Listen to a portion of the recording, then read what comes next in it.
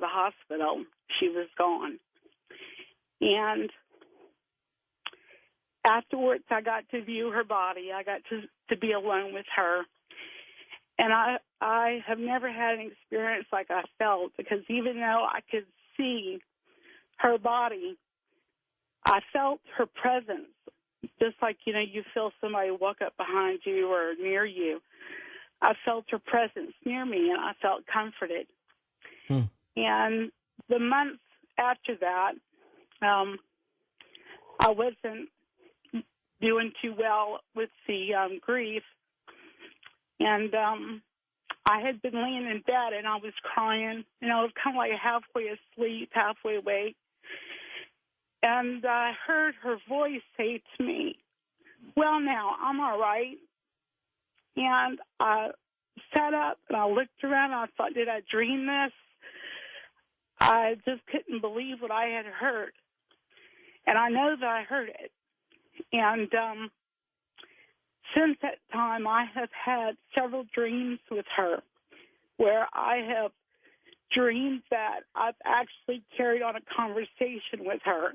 Well, hold on a second here. Let's let Dr. Peter Fenwick jump in, and thank you for your candor, and I can hear your grief and your emotion in that. But, Peter, this is right. This is like cuts across 3 chapters of your book, doesn't it? Yeah, it absolutely does. There is the Dalai Lama says that about 2 years before you're going to die. So most of us get intimations of our death, and also we've had accounts rather like Lisa's of the grandparents usually visiting dead grandparents visiting the living person and saying, and either just appearing, or they intimate that it's time for the other person to go. So that fits in very much with the other stories that we've heard.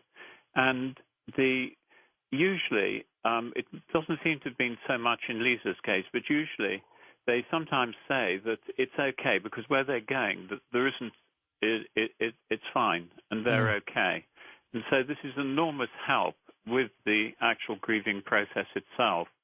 Now, we didn't study the after-death communication side, but if you're studying the death and what occurs around it, you do get stories of the after-death.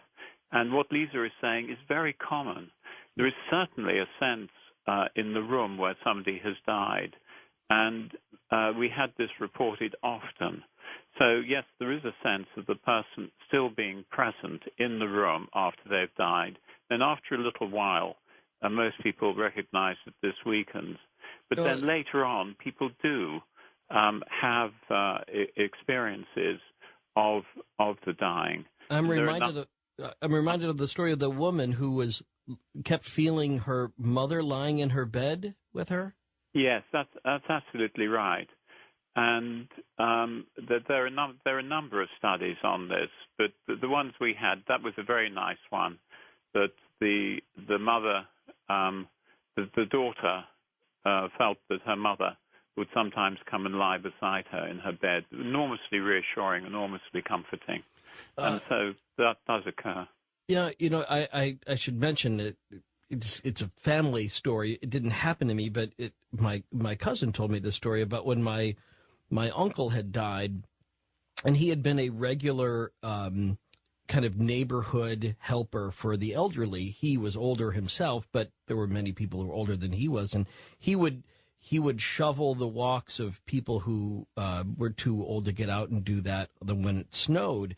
And it had been, I guess, in the winter when my uncle had passed, and this story was told to me directly that the family called a woman down the street who enjoyed a relationship with my uncle. He had come over frequently, and he had shoveled her walk, and it had snowed. And they called her to say, well, just, Dad died. And she said, oh, that's so weird. He was just standing out on the sidewalk waving to me just within the last hour. And they said, well, that's impossible. He was in the hospital. And they said, no, he was just out there on the sidewalk waving to me. And I thought, Okay, that's so freaky. And I mean, I think I got the story right, but it resonated completely with the stories in The Art of Dying. Yes. And again, the appearance of people after death is well recorded, and certainly some of the stories we have support that. Ian, I was just wondering, could I give an email address to you for people who have stories? We probably won't be able to reply to them all because I hope there'll be a lot of them. There'll be a lot more than you think there will be. Okay, well then we definitely won't reply to them all. It's Peter _Fenwick, Fenwick. So it's Peter _Fenwick, Fenwick, at BT Internet, all one word, btinternet.com. So Peter _Fenwick at btinternet.com. And if Ian is correct, I'm sorry, we won't be able to reply to them all, but we'd love your stories. Well, and I'll just I'll sort that out a little bit more just by saying spell Fenwick like you would be spelling Fenwick in this country, where commonly that's how we would pronounce that last name. Yeah, that's right. So spell it like Fenwick. So Peter _Fenwick, and I guess in this country we would say Evelyn. In Washington they would say Evelyn. In England, Evelyn. Yes. You have a story for Dr. Peter Fenwick. Oh, yes, I do. My mom, first of all, thank you for having me. My mom passed away 10 months ago, and I had an amazing experience, and almost everything that you're saying is just ringing a bell. And when it happened, I was so euphoric that I mean, I was so happy because for once, I finally saw proof. I had a watch on that I had gotten, and my boyfriend had given it to me. It was brand new, and I'd had it on for a couple of days, and the watch had stopped the day before my mom passed. But I didn't take it off because I was so distraught and I didn't take a shower. Everything was horrible. It was just a horrible time, and so I didn't take it off. And it is stopped the day before, 24 hours before, the exact time of her death the next day. I was the only one with her when she passed, and I was singing to her some Christmas songs. This was last November. She loved Christy Lane Christmas songs. And so I was singing, rubbing her forehead, and I was there for about 45 minutes, and in the timing, I never was there at that time of day. I'd always go and spend all the overnights with her and let the whole crowd go during the day. And I felt she didn't want all those people there.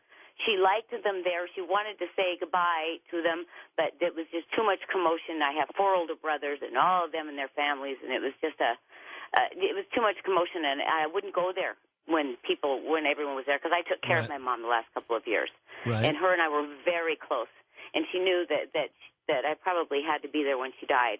So she timed it as well. But anyway, back to right before she passed. Right. I was singing to her some Christy Lane songs, and she had been pretty much unconscious for days, and had made no response, or if she did make a response, it was of trouble, not too much trouble, but like if someone was trying to move her, the pain that she was in. Mm-hmm. She passed from cancer. The last half an hour, she kept opening her eyes, and they were opening like she was waking up from just a half an hour nice restful sleep, just so easily opened wide open. And I thought, oh my God, maybe she's getting well on me. I don't know. I mean, this was so weird because my mom had not done that. Sure. Not only did she do that, she kept twinkling her nose, like twitching it, like Bewitched, those old reruns. Right. Just like somebody was tickling her, saying, it's time. But, of course, I didn't see anything and I didn't hear anything. So I was singing with her these songs, and I had the jukebox going, or my little disc player going, and I'm singing right along with Christy Lane. And again, she twinkled her nose for the last time, and she opened her eyes just as beautiful. I mean, I'm just so relaxed for the last time, and that tape deck just slammed right off. I mean, right in the middle of the song. It just stopped? I was singing with her the 10th song on it, which was, it's a beautiful, cute little song. It's that Shake Me, I Rattle, and Take Me Home and Love Me. But it just stopped. It stopped, and it was not like it just kind of just went off. it was like something slammed it off, and I've never it startled me. And right then I thought, oh my God, I know my mom's leaving.